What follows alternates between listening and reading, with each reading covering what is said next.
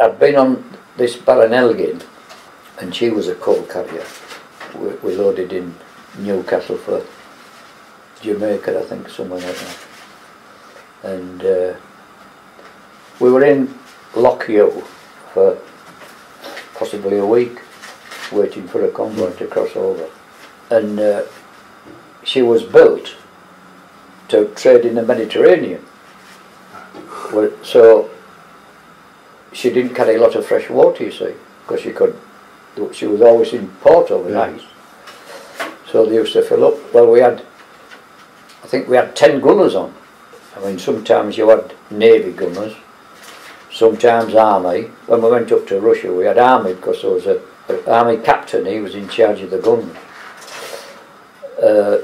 And then my first trip, there was a Marine, he'd retired, come back, a Royal Marine, he was the gun layer, and one naval rating, and the rest were made up of the crew, you know. On that Elgin, we left Lockhew, and as I say, we were in Lockhew, and the pump was locked. There was a pump at midships, and that was locked. And everybody got half a bucket of water a day, and that was washing, cooking and lot. So if you wanted any water for boiling cabbages or potatoes, you just chucked the bucket up outside and did it in seawater, you see.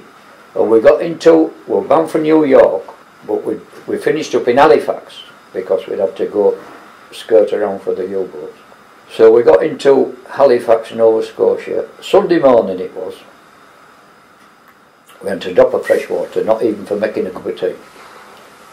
So we went to tell the old man, so he said, tell the bosun to get the water breakers out the lifeboats and use that until they get some, well, they were full of bloody coal dust.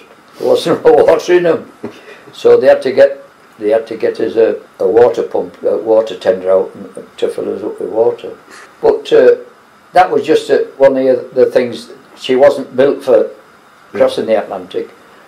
It took us a month to get across and a week before we set off.